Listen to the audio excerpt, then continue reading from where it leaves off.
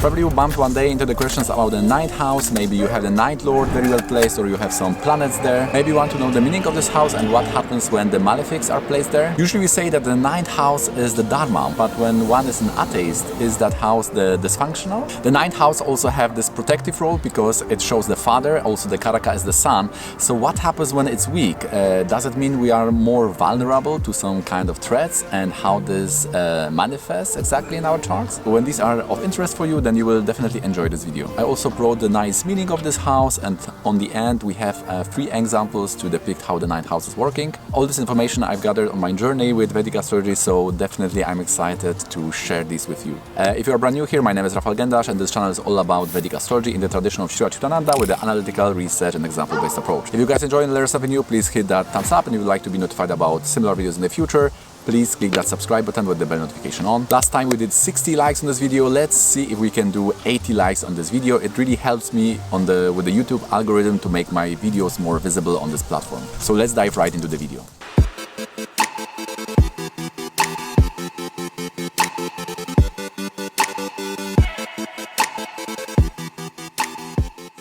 Okay, so let's start with the name. The Bhagya comes from the Bhaga Aditya, which is one of the sun's form called Aditya. One of them is Vishnu, which is the last one, the 12th Aditya. And the Bhaga is the distributor of resources, and therefore it controls also the fortune. In fact, the placement of the sun activates the various personification of the Aditya in each of us, and we can analyze the sun and Lagna Lord in both house and the sign, and we can then interpret this. This knowledge was also given in the Sanjarat book, Jaimini Upadesha Sutra, so which is freely available for everyone, so you can get more details about each Aditya. For example, if you have Sun in Libra or in the 7th house, you may have something to do with journeys. You are free of sins, they say. You may also have some problems with dietitian, and all those are the blessings or the story which is shared by Pushan Aditya, therefore they are also shared with you. And they are all those related to these Devata stories. And they are all above the logical linear derivations. And these living archetypes, as I would call them, are very similar to what James Hillman is talking about in his book. He's the Jungian psychologist, and he's coming to very similar conclusions about how our mind is working and how we are following the particular narratives. Primary, the 9th house significator is Jupiter, and secondary is the Sun. They both shows the guiding and protective principles, guidance we are getting from the gurus, the protection from the father, and these are all in this 9th house. So the planets there will also want to play such roles in our lives. However, we have to understand that other authoritative figures, for example, the boss is in the 10th house, and the guru as a spiritual master is more in the 11th house. The 9th house is the kavacha of the person, which is the protection, and is symbolized by the 9th house. So if the 9th lord and Jupiter are badly placed, then it's said that our protection, our kavacha, this shield we have against the threats and other enmity elements in our life is broken, or it's very weak. And this can mean that we are vulnerable to various misfortunes which can manifest as, for example, we can get infected with very rare diseases, and we can be prone to accidents and so on. Basically, it means that we are in the wrong place at the wrong time. This will be the main topic of this video, and I consider this as the main useful part of understanding how the 9th house is working. The 9th house is also the source of many rules and regulations. Therefore, the standard texts are saying that the 9th house is all about the tapa and japa. To the real power to perform austerity is coming from the 10th house, and 9 and 4 are basically coming together under this Vishnu houses. 4th house is especially about the purity, and there is the form of Vishnu which is called Patita Pavana, the form which is very affectionate and very empathic and very compassionate, because it's like a mother trying to help us in that very critical stages and phases of life. So 9 and 4 are the Vishnu houses. Similarly, the 5th and 7th, they are said to be the Shiva houses. Also, the Trikona is the passage of time. So 1st house is about Vartmana, which is the presence, the 5th is the future, and the 9th house shows our past. So therefore, it shows this past karma. In Vedic astrology, the 4th house shows the mother and 9th house shows the father. There is the wall chart which shows our parents and grandparents. It works very nice and it's very accurate. This is called the vada samsha chart, and it's basically created by dividing the one sign into a 12 parts. The 9th house is also a 12 from 10, which shows the all karma which happens before the professional life. So here we have all the qualification and studies which have the function to improve our skills, which later be used in our work. Dispositor of the ninth lord is very important, and here we are using it for the fortune because the timing, the dasha of that ninth lord is nicely placed. It always shows that the fortune in that time is rising in our life. If badly placed, we shouldn't choose that direction to live, so it's not good, not auspicious direction for us to live. Also, we can use it as a type of spirituality. For example, if the ninth lord is in the mercurial sign, and Mercury is the dispositor, then it shows that the spirituality is of mercurial kind, which could be writing, education, reading, and all that academic part. When we have own house related to ninth house or ninth lord, then it means that the fortune is at home. If it's connected to ninth house, 12, Badaka, or somehow related to Rahu, then it means that our fortune starts whilst we are being abroad. The lordship in the ninth house indicate where is the fortune, and the ninth lord shows when the fortune starts. For example, ninth lord in 7 shows that the fortune starts after the marriage. As the bhava of the lordship will always show when we are finding that activity related to that lordship. Ninth house is also a house related to higher knowledge and the Vedas, and the 5th house is more about the Vedanga, for example, jyotish. Jataka Parijata advises to check always Rashi, Navamsha and Shasyamsa of the ninth lord from the Rasi chart, and by this, for example, we can get information where we were in the past life. If we were far away from the current birthplace, or it was the same country, or even the same city, or even the same family. So we can get those informations by analyzing the ninth lord. Malefics in ninth house are inauspicious for our fortune. Rahu brings scandals and shocks, Ketu shows mistakes and accidents, Mars battles and strife, and Saturn death and diseases. Afflicted sun can also give poverty. The first remedy should be unblocking the ninth house. For example, if Rahu is there, then we are providing the Jupiterian remedy, as without the resources of fortune, no big thing can be experienced. And because the ninth house also has that relation to Bhavat Bhavam of the 5th house, which is the Punya Purva, if the 5th house of prayer is related to 6th house of dirt, because these are the Saturnian houses, then this can also affect the fortune of the person. And also it shows whom we worship. If the 7th lord or Venus are in the 9th house, then we are worshipping the partners, ladies, the wife, generally the partners for the 7th lord. We also say that among the Trikona houses, the 5th house is the engine, the Lagna is the car, and the 9th house is that steering wheel. So if 9th house has malefics, then it means that after the misfortune, our lives goes into the wrong direction. Saturn, Sun, and Mercury in 9th house normally brings one consciousness more into that wealth-achieving modus. We cannot ignore that the 9th house works within that ethical frame, as the Sun and Jupiter are the karakas, the significators for this house, and the natural 9th house is the Sagittarius, which represents the judge, institutions, temples, and universities. All are related somehow to the higher principles and the rules of conduct. Texts related to ethics in Vedic astrology are called nithis. The most important or most popular are the Charaka Niti. However, in our school, we follow more the Brihaspati Niti. Even if we follow trendy these days psychologization of ethics, so we go from wrong to unhealthy, then still we can interpret the 9th house as the awareness, which is the chitta, meaning and direction. And how does this relate to reincarnation, which is the only logical explanation of the unequal distribution of karma? So Srila Prabhupada in his book says that animals are automatically going up in the process of self-realization or in the process of karma, and the humans, because they have this meta-analysis, they can observe what the mind's going through, the desires. We have the free will, 33%, as our tradition says. So we have that decision-making power, which make us the active player in that market of karma. For the ladies chart, we are looking for 9th house as the house for children, especially when it comes to a pregnancy, so also the timing. When it comes to remedies, as I said, the 9th house is showing the Vishnu, and also we can Rudraksha. We can use how the type of Rudraksha is based on the 9th lord and the 5th lord. So for ladies, we are using the 9th lord.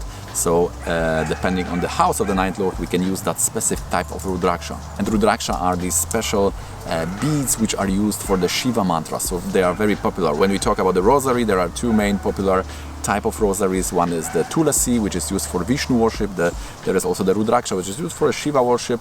And there is also the crystal mala, which is basically used for the Devi worship. So for those interested in any mantra japa, then they are always using those beads depending on the mantra they are doing. So the first example will be of Gaynor. She was the American actress and painter. She started the silent films in 1929, and she got the American award for the best actress. It was the only time in history when an actor got the one film Lifetime Oscar for multiple movie roles. And unfortunately, on the evening on 5th December 1982, she was involved in a very serious car accident. That was in San Francisco, and the husband, he had broken legs, she had 11 broken ribs, punctured lung, affected bladder and the kidneys. So it was a very serious accident. So we have here the Bhadra Yoga, Mercury and Sun is also a Nipuna Yoga, 10th Lord in the Lagna is also Simhasana. So these three very important yogas are in the Lagna. So this brings the fame as the ascendant, the Lagna first house shows fame. And this is also ending the Graha Malika Yoga, so this is showing the theme of life. The Graha Malika Yoga is when the planets are house by house, they are forming like a garland. The Malika means the garland, the Graha means plant, so it's like garland of planets. And this starts from the moon in 9th house, which indicates the early career in life, and is ending with that Atmakaraka in Lagna, which promotes the excellence, skills and success. This is in the field of acting because the Mercury is there.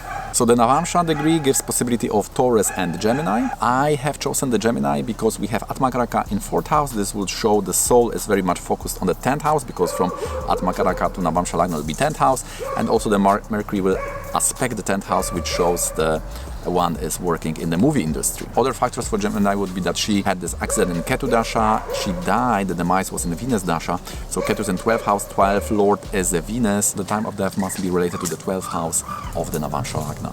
So this is definitely right, as now all the factors, the work and also the time of demise, they all click together to form a one chart. And we know that she died due to pneumonia, and also which was effect of that accident, so both are indicated by Rahu and Mars. So that Rahu and Mars are very central in this chart. And we see that she died in the Mercury Mahadasha because it is joining the 12th Lord in the Rashi, the Sun. And also it is the Mars and Rahu, these planets are before Mercury in the Rasi chart, and also the Mars and Rahu planets are after Mercury in the Navamsa chart.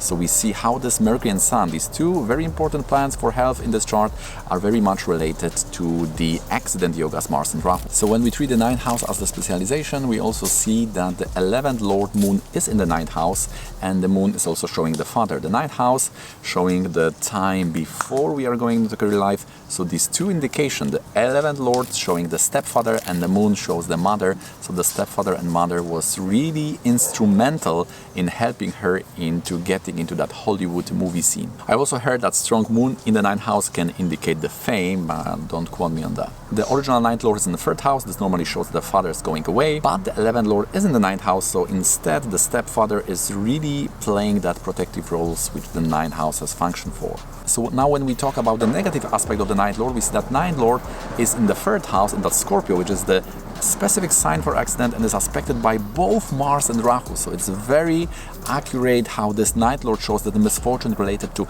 accident, or rather lack of protection, one is prone to the threats from the external world. And especially this is important, it's hitting health, because this Rahu and Mars are then also the blocking the Sun and Mercury, which are the health points for the person. Now in the chart of Greg Morris, this is very similar to chart of Jane at Gaynor. Also the 9th Lord Venus is aspected by Mars and Rahu. The Greg Morris started to be popular from the movie Mission Impossible and was one of the first black movie stars in that movie industry. We have the Sarvakarya Siddhi Yoga, Mercury and Jupiter, it's called like that, which gives very big skills, and this is in a 10th from moon, and again in the ascendant showing a big skill for the person. And because it's a 10th from the moon, this will come from the career life or will be experienced in the career life. The father left when he was 3 years old. We see that the 9th Lord and Sun have the 2nd and 12th position, which shows normally that the father is going away or there is some kind of separation or a bad relationship with the father. And it's said that he ran also from home many times, so many times that the mother had to hit his shoes to prevent that. And we also see that 4th Lord otherwise should be nicely placed in the Lagna, but it's burnt by the Sun. It's in big combustion because it shares the same degree. So it's like also the Graha Yuddha, the war between the Sun and the Jupiter. So see, the 9th Lord Venus is with the Mars in that Gandanta Yoga aspected by the Rahu. So it's also lack of the protection, which can result in various surgeries, accidents, battles and rare diseases and so on. The accident happened exactly in this dasha of Mars Rahu, which confirms the whole theory, and it's also in the Scorpio Narayan dasha where the Lord Mars is involved directly in these yogas. Rahu is additionally in the Mars Navamsha, so we have that connection, and the Mars, the Venus, is showing the car, so the Venus has to be involved for car accidents. So this confirms the situation, the timing, and all this happens. So because 9th Lord is involved, it will redirect the whole movement of life. Now we see that he was also suffering from the brain cancer, and we see that Jupiter in the Lagna, which is between Mars and Ketu, so So that biggest affliction also involved the subhapati, the dispositor of the moon. So now that fourth Lord Jupiter brings the bad childhood, problem with the car accident, and also the brain cancer. So the last chart is of Ben Shapiro. He's the conservative speaker and editor. He is well known from the philosophical debates. He is also visiting universities. He is known from his unpopular, very radical right-wing views about the society. He's basically condemning the left. He's saying that the left now rules as a totalitarian regime in the universities, Hollywood, Netflix, and corporations. But we have to say that he is very well educated. At the age 21, he already wrote 2 books. Navamsha is definitely right, with the Sun in Lagna, Jupiter in the 5th house, aspecting the 10th house, bringing wealth from these philosophical debates. And that Saturn and Mars are in the Trikona Karakamsha, which shows that the Saturn and Mars, whatever they mean, they are also somehow involved in the knowledge of the soul. The 6th from Karakamsha, which is the Atma Karaka Navamsha, is the Sun on the Lagna, so we could say it's a government. Especially in the Rasi chart, we see that the Sun is a 4th lord in 9th house, so we could say that he's fighting with some kind of governing forces related to educational institution because of 4th house and 9th house yoga. When the 9th house is related to Mars, we say that the person loses the fortune in the battles. This normally happens because the natural significator of the 9th house is Jupiter, and Mars has the power to eclipse the Jupiter. So we say that the anger is eclipsing the reason. And now these 9th lord Saturn with that 7th lord Mars, they are in the 3 and 6 houses from many points, therefore it brings the battle. They are in 6th from Moon, 3rd from Leo Aruda, and also 6th from Atmakaraka. So there's a lot of battle, and we knew that Mars and Saturn also brings the knowledge because they are in the Navamsha in the 5th and 9th from Karakamsha, so he's in that battle with the knowledge, and he's losing the fortune of that. And we can say that fortune here in the sense of being vulnerable and the 9th lord here is showing that he is then the target of many threats, and we know from Wikipedia that he had the death threats to his sister, to him personally, and to his family. So now we see that the 9th lord in the 6th may show that the fortune somehow is related to battles, but this is self-provoked because this is in that position of 3rd from Aruda Lagna. The 7th lord in the 6th may show that not many people, so he is like alone. He may lose a lot of contacts because of that, a lot of partnerships because of that battles. That may be the loss of fortune, that he's losing many contacts, many partnership. He may end up somehow alone or isolated. This also shows that because it's with 7th lord, then these panel discussions are one-on-one, so he's having that one-on-one like battles, knowledge battles. And because the Saturn is also the dispositor of the Sun, he's gaining a lot of Raja Yoga and success from that initially. But in the same time, this is breaking his Kavacha, his protection, so therefore also he's vulnerable to all these external threats. And therefore he has to come to every campus with a big, huge security unit. So that's gonna be it for me. I hope you find it interesting and informative. I hope it will improve interpretation of the Vedic charts, and you can also apply some of this knowledge to your chart. If you find it interesting, please click that thumbs up, and you'd like to be notified about similar videos in the future, please click that subscribe button with the bell notification on. If you have any questions or comments, please write below, and see you in the next one.